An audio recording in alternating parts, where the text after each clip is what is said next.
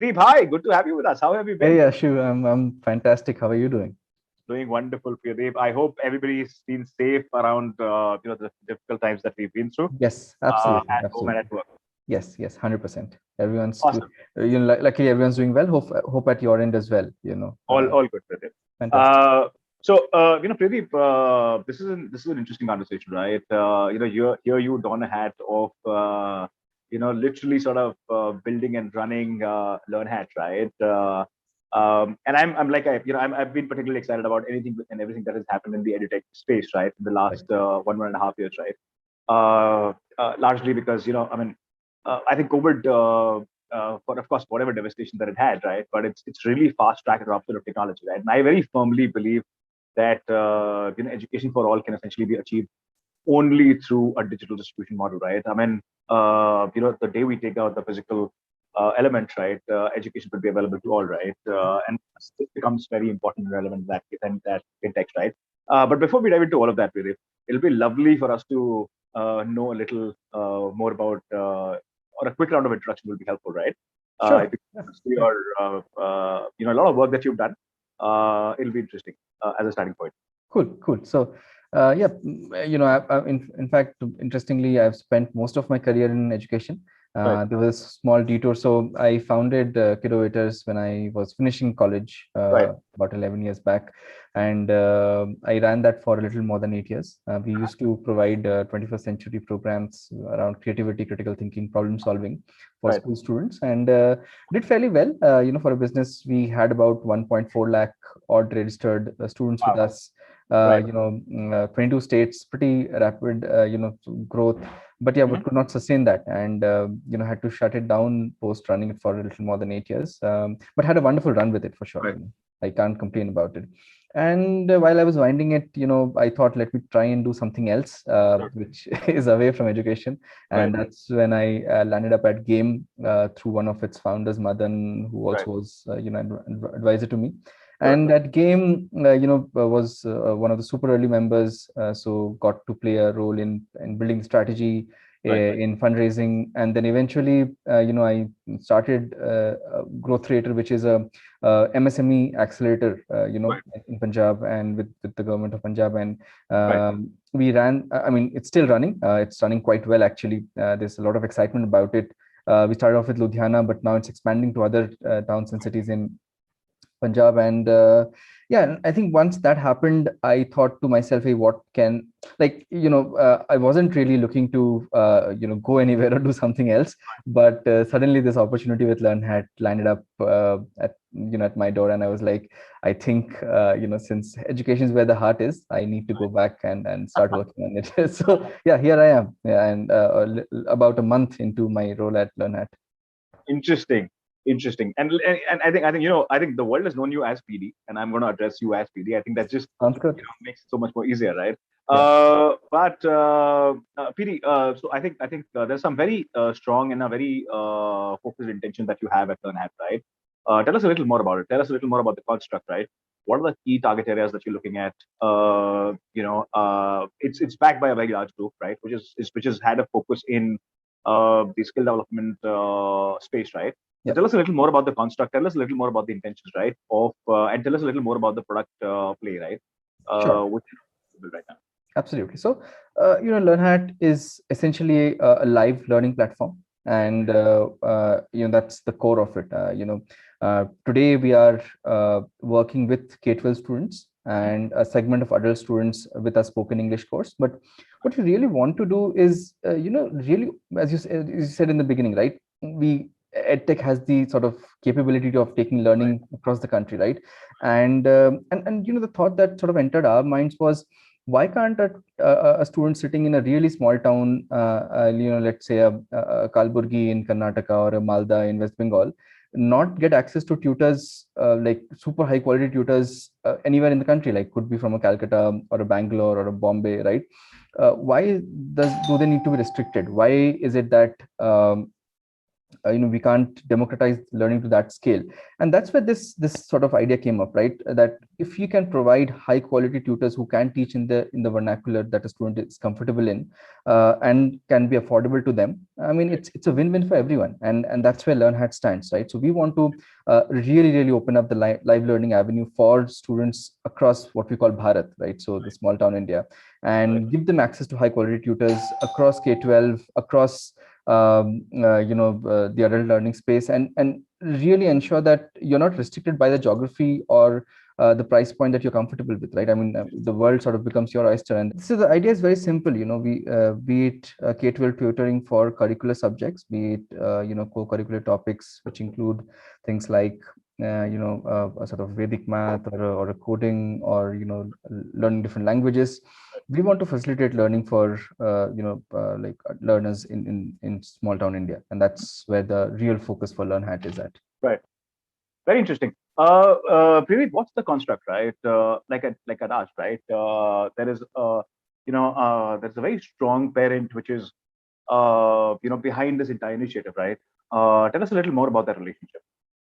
Sure. So, Ryan EduTech is one of India's largest skilling organizations. So it basically focuses on skilling and placement for grey-collared workers, and they're an NSDC funded partner organization. So there's a legacy with Orion, and I think the name exudes a lot of confidence in the industry.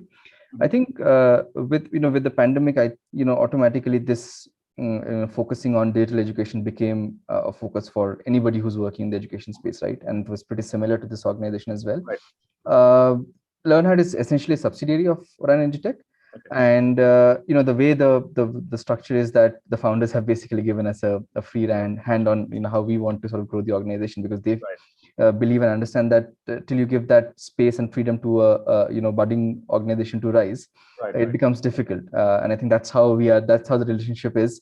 It's it's at least whatever month that I've been here at, it's been an exceptional relationship, and we are very open in conversations, figuring out what we're good at, what we're not good at, and yeah, just sort of, but everyone is focused on how can we grow really fast, how can we make sure that we are able to enable quality education across students in any part of the country. That is absolutely phenomenal. Yeah, and I think it's exciting to see where this goes, because normally you won't have things like this happening, right? So so on one end you have this 15-16-year-old parent company, and on the other end you have this baby that's trying to grow. Yeah, so it's exciting. No, and I think also the fact that an entrepreneur is running it, right, which essentially means that if you hand it over to an entrepreneur, you have to give him or her the space, right? Because that's when the creativity really sort of flourishes, and it comes to comes together and comes out, right, in the true sense and way.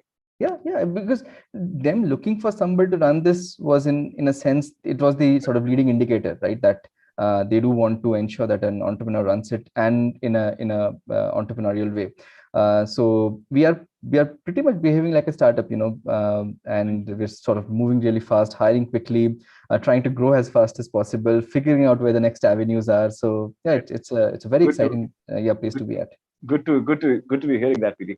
PD, one specific question that I have, right? And you mentioned of Bharat, right? And you mentioned of your intentions which are focused towards Bharat, right?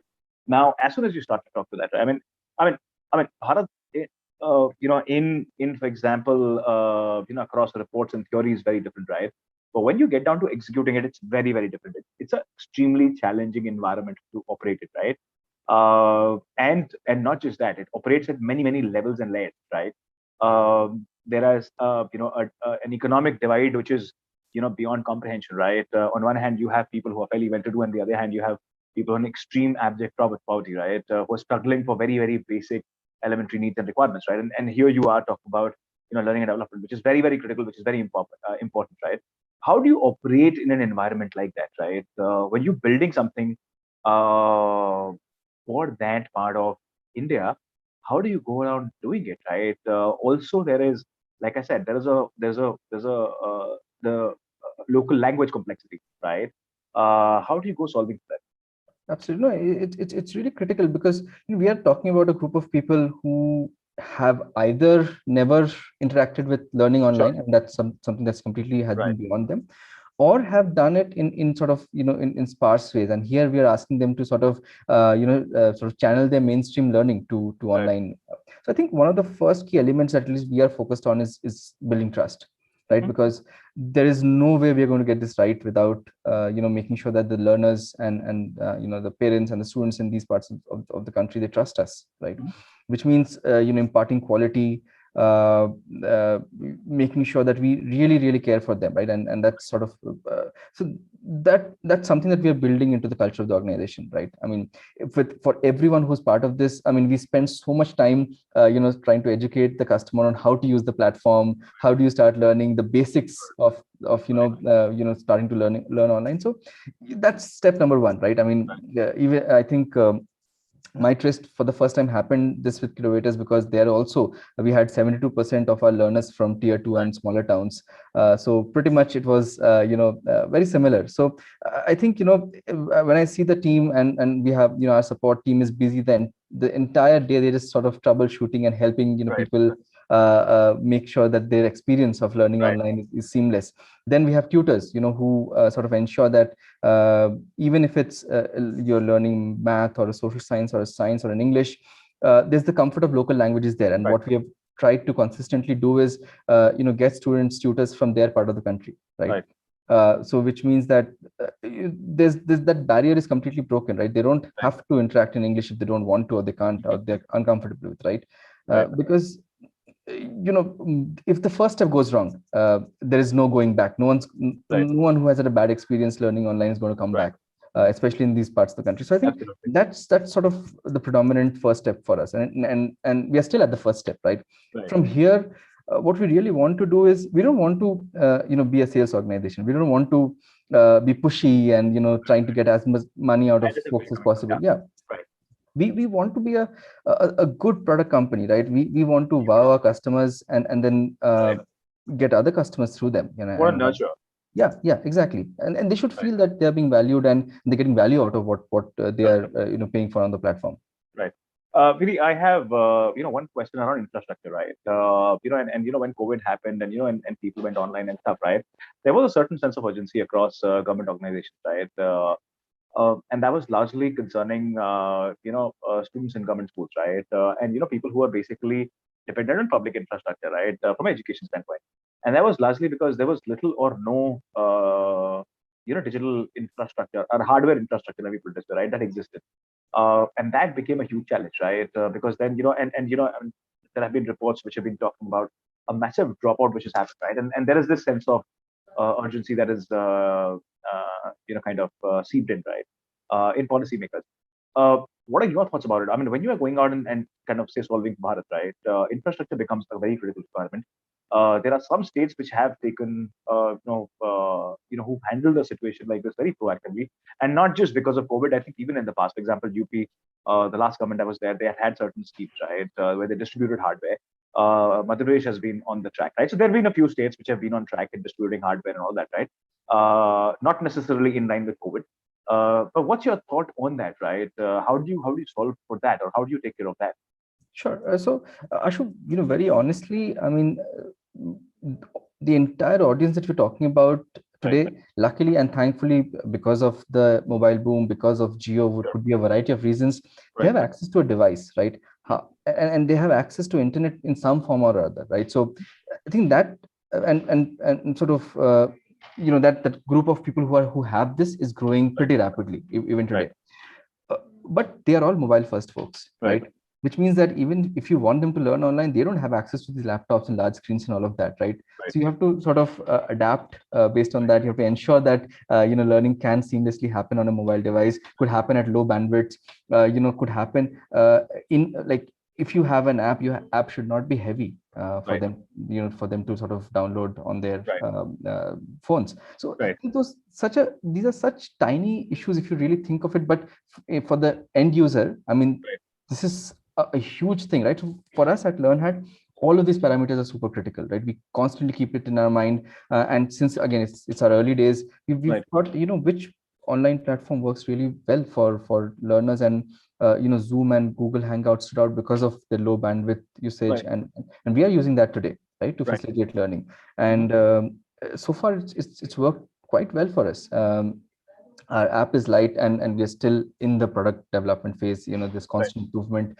But I see a lot of, it's very heartening to see that the learner is able to, comfortably learn on a mobile Right. device, and Right.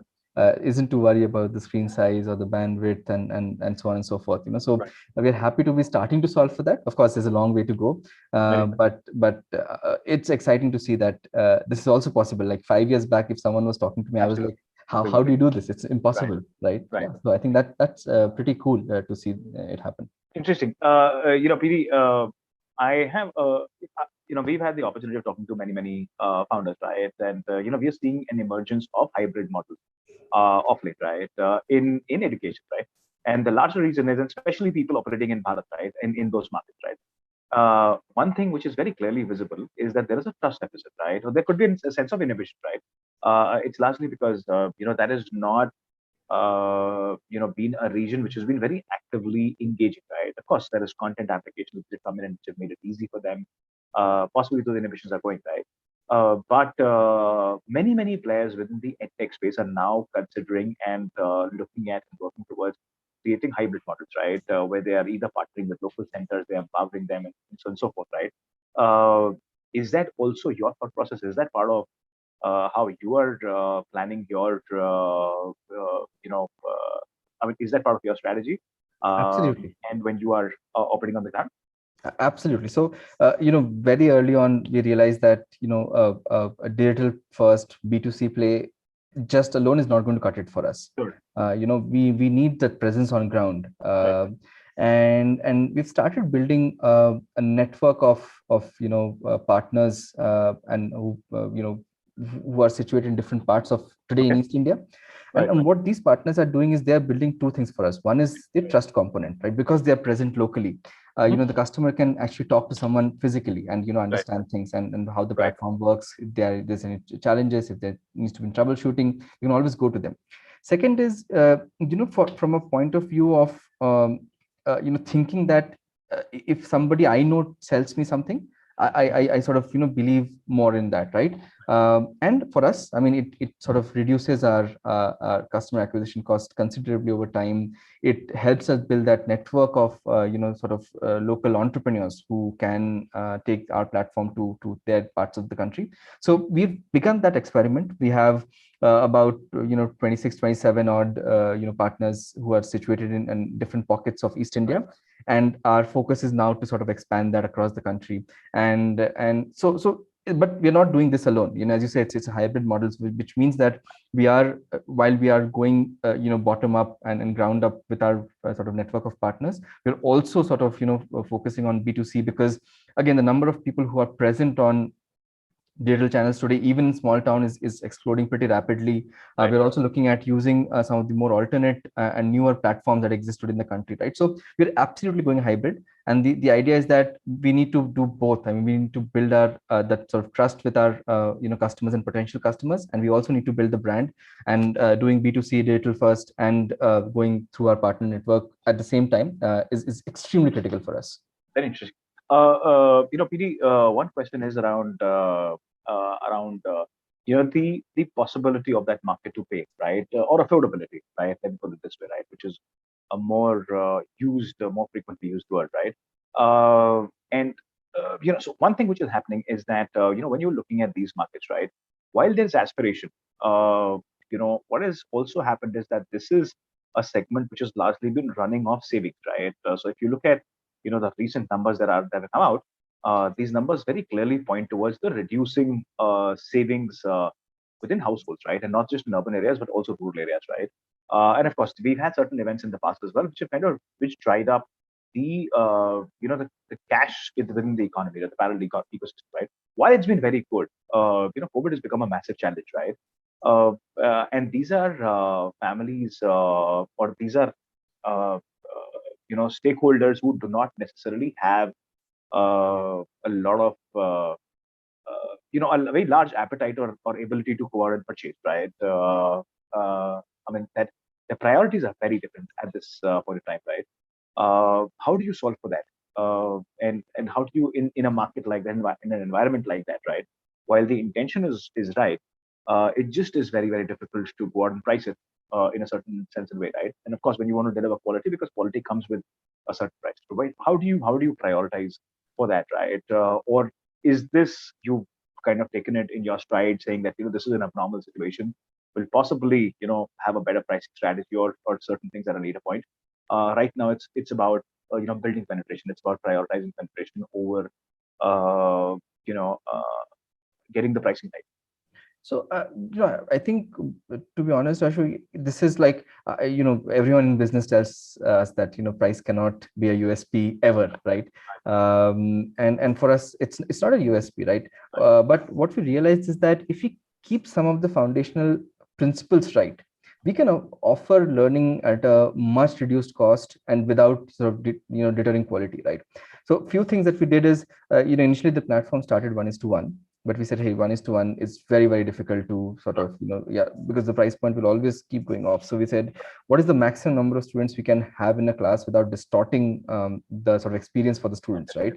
And so we came up to, for K-12 the number is 1:6, and then for let's say adult learners it's 1:10 for us, right? So that's the class size that we operate in, which means that students can have a direct interaction with the tutor. It feels like you're just in a classroom, right? And yet we are able to then sort of play at a price point which is suitable for these places. For at LearnHat, I mean, somebody can start learning for as little as 500 rupees per month, for some of the subjects that we are offering, and this is not a loss. We're not sort of losing money while doing this. So while we are a business, so keeping profitability is critical, but at the same time, we've sort of ensured that the price point that we are pitching to the market should not feel uncomfortable for the audience you're going to, right? So it's still, I think we're still optimizing things. We're still figuring out what else can we do, but keeping the pricing right in our mind and is important. Second is we are trying to like offer that people pay on a monthly basis. There's no pressure to pay in advance, and so like there's so many things that the tech industry is, yeah, the industry is notorious for things, right? But we can't do that. We can't because again, we get it wrong once, the trust is gone, and that customer is gone forever. And I think we don't want to treat pricing as the USP, but it's sort of a very critical aspect that if you and keeping it right is important. So yeah, I mean, very focused on it, but also trying to see what else can we do so that the quality remains intact and the pricing can be further optimized. Right. Really, one thing which is happening, and I'm not, I think every conversation, right, I have, and there is a certain sense that you get, right. What has happened is that there are certain very large brands, right, which have actually gone and raised a very large rounds of capital, right. Then they've gone very very aggressive, right. They've and they're not just operating in urban markets, but they're kind of literally sort of see through the tier 2, tier 3 markets, right. So I think any market which has over 100,000 people, right, 150,000 people is a relevant market for some of these companies, right. And that aggressiveness has led into a huge perception change, right, or a negative perception we have, which is built up around many such players who are coming up, right. And the other thing is that this is becoming a cluttered market, right. How do you differentiate yourself in a very complex condition like this one? Yeah, so you're right, Ashu. But I mean, even in our minds at this stage, where when you are such a tiny entity, the real competitor for us is the local tutor. With all the edtech firepower and the sort of penetration in the market, it still is a very very open market today. Especially again in the small town space. Of course, if people can name a few companies today for sure, like that's definitely happened. But is everyone buying this? I don't think so. So I think most of the large tech players are still playing in the dominant, like tier 1 urban market, right? And this, so You're right, but also that there's a sort of stream of small companies that have propped up in different parts of the country. We are Right, one of them, right? And what we really want to keep on doing consistently and hammering at is providing quality learning to the learner, right? right, Because we believe that our customer will carry us forward. We believe that a happy tutor will carry us forward. We believe that a happy and committed partner will carry us forward, right? So I think those are three aspects we are sort of really focused on. Everything else is noise, because I do believe that if right, what does a learner want? Learner wants to be satisfied learning. What does a parent want? That their right, child gets the best education. right, What does a tutor want? I mean, I want to teach the best of my capabilities. And education is as basic as this, right? You get right, all of these parameters right, and you have quality. right, Anything else that you want, you can build a billion features and put it in a place, but it doesn't matter when the core is not right. So do want to keep playing on that core and getting the quality of learning right, and ensuring that our customers carry us forward. very interesting. Pili, there's a very new, breed of products and which are coming up, right? And they essentially represent a very new, process of learning, right? Flip class is essentially, flip class has been talked about for quite some time, but now you see a lot of models that are coming up in a flip class sort of an environment, right? Now, while it's relevant for an urban market setting, right? Do you think similar models will go on and be a part of will they be part of, say, for example, a LearnHat like offering when you're operating in a Bharat like market, right? Where the student is still coming up the curve, right? Uh, what are your thoughts about that? Or is this going to be a very basic for now? Once that foundation is set, and then possibly then from there you start experimenting with various experiential modules and other such methodologies.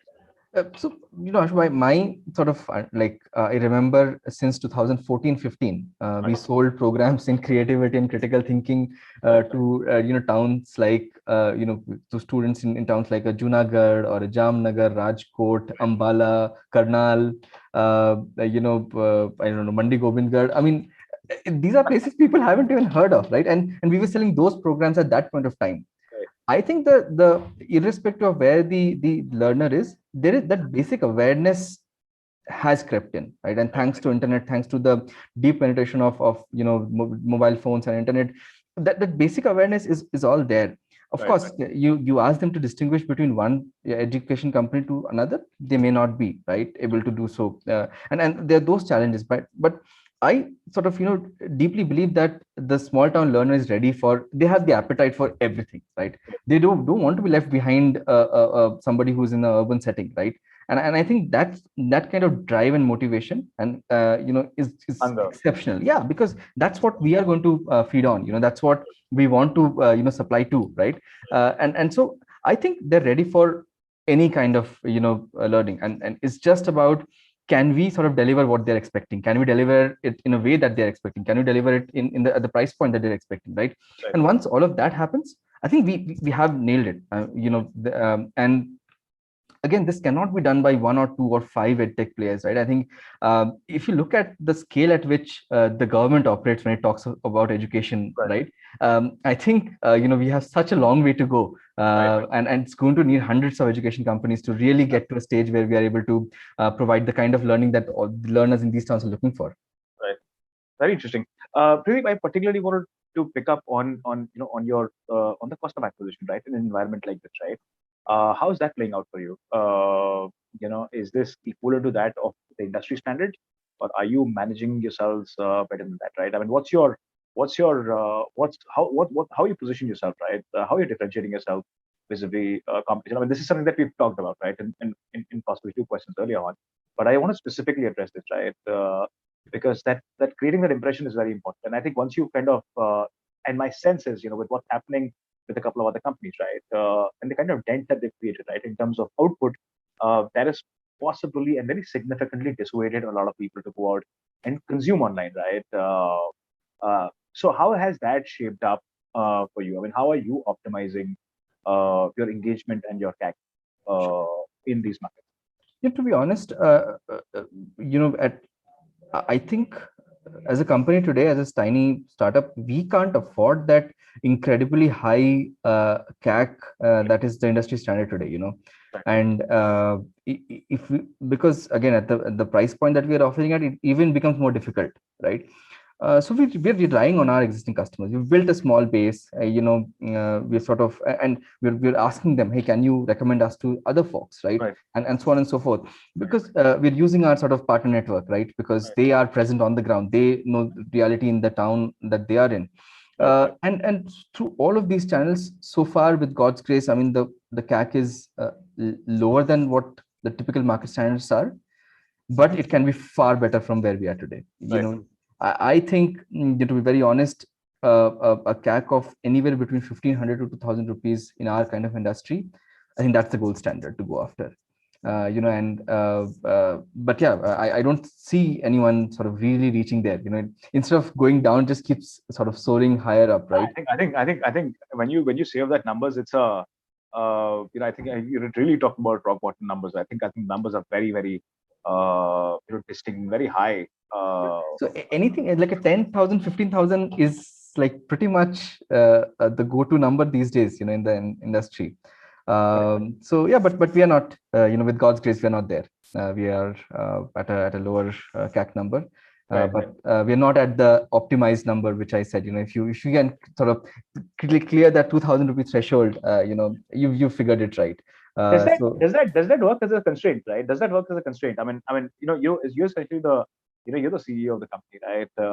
And you have competition, right? Which is actually going out and splurging money, right? Does it get tempting at some point in time, right? Does it get frustrating at some point in time? It's a very difficult one, right? It's a difficult position for you, right? Or do you just sort of factor in at a DNA level, saying that no, this is not who we are. We are essentially optimized, we're calibrated for profitability, and that's going to be the way forward, right? Even if we raise money, right, our basic ethos will not change, right? Is that the way to look at it, or how do you tackle that temptation? so I can't look at like, just for like example's sake, just because somebody stole $1 million, you feel like I'm also tempted to do that. You really not, so uh, so going south isn't like the option here, right? We want to go towards the true north, which means that I think keeping that sort of really hyper growth at any cost, right? I Right. think we want to keep that out of our minds. We want to grow for the right reasons. Mhm. We so hyper growth, definitely the ambition of the organization. At any cost, absolutely not. So we do want to keep that number in check. Do want to ensure that we are delivering well before we really start scaling rapidly. And yeah, because if the basics of business is not built right today, if the foundation is not built correctly, it can we can be in the same grind very very soon. And Right. I really at least having seen education for some time now, I really don't think that's really a way to sort of go towards hyper growth. I mean, there are models across the world. Like China, I know China is in a turmoil right now because of the news of the changes that the government made, but companies like Yuan Fadao, they grew through a different kind of acquisition channels, which kept their costs low and allowed them to grow really rapidly. So Right. there are models that have worked across the country. It's just across the world. It's just about how can we figure that out in a country like India. So I think that's where my mind space is right now. Right. Very interesting. And I think I kind of reckon with what you're saying, right? I understand where you're coming from. And I think that is possible, right? Yeah. I think not. I mean, uh, we are in an environment where, of course, I think speed is important, and I think that's possibly the cost of speed, right? Yeah. But I think there are ways and mechanics where you can build a business organically uh, at almost a matching pace, right? And I think that is possible, right? So I understand where you're coming from, and I kind of agree with you in a certain common way. PD, what are the next 2 years like, right? You're in a very interesting position. You've gotten the opportunity to sort of when I mean, the opportunity couldn't have been better in the sense that uh, uh, India is really at that point, where we are consuming technology. Uh, uh, what are the next 2 years like, right? What is it that keeps you and your team awake, right? What are the kind of numbers that we're going to see, in say next 15, 18 months, about 2 years from now? So, I think I should, before that, I think what really keeps me driven is sort of my backstory. So, I do have a deep understanding of education over the Right, last 11 years, right? right, I've seen companies come and go, I've seen things happen. I right, always felt bad about creating a company which did things before time. right, And, I just did want to make sure that I get it right at least once. So right, it seems like that has happened at this point of time. And right, I think, we really believe that we can easily scale like 100,000, 150,000 students in the next 2 years right. of all paying, Mhm. all sort of actively learning on the platform, and that's sort of the ambition for us, right? Because even at that volume, Right, it's incredibly powerful and large. How, like, if you really think of a business which makes like a standard like 1,000 rupee per month with that many students, it's right, enormous revenue, right? And yeah, so but do also want to ensure that we keep the quality right. Of course, do want to get out in the market and raise funds pretty right, soon. And just sort of I've started to also try and get a taste of where things are at, right? Because right, you're hearing so much news about edtech. There's every day there are a few companies who get funded or somebody gets acquired. I mean, right. it's just a lot of activity, right? So yeah, so I think for us, I think keeping our heads down, making sure we are catering to the customer in the most appropriate manner, to ensure that we deliver what we promise, and Right. and keep doing that repeatedly over and over again for a larger customer base. I think that's I mean, keeping the basics super super simple. And how many markets, PD? I mean, what all geographies should we see you at? Oh, for India, for sure. And you might, I mean, to be very honest, Southeast Asia, Africa, our neighbors, Bangladesh, Sri Lanka, all great markets today, Right. from a tech standpoint, right? So, yeah, don't want to sort of, I wouldn't like commit to this, but I Right. think we could be anywhere, in this time frame if it goes right Interesting. for us. Interesting.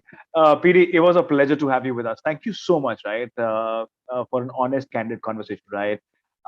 We understand, you're in a very early stage Yeah, of building this up, but I think the way you're looking at it, I think the clarity, uh, with which you're looking at it, I think the way you're segmenting the market, and I think the way you want to sort of very honestly, build a product and a proposition which suits the requirement of Bharat. It's extremely heartening, right, to hear this. thanks so much, Ashu. And I've had the pleasure, right, across this conversation, right. I think we need many entrepreneurs like you, right, who are not necessarily building in a rush. I think product is getting optimized to suit the requirement. I mean, India is a large trust market, right, and I think Yeah, which uh, which on a lot of occasions has been, people have tried to sort of feed trust, right, through many schemes, discounts, cashback, and so on and so forth, right?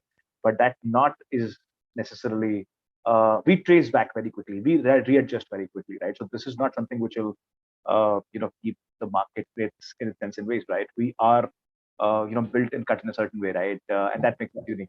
PD, it was a pleasure to have you with us. Thank you so much. I thoroughly enjoyed this conversation. thank you so much, Ashu. It's wonderful speaking to you, and yeah, looking forward to speaking soon with some better news. Absolutely. Look forward. Thank you.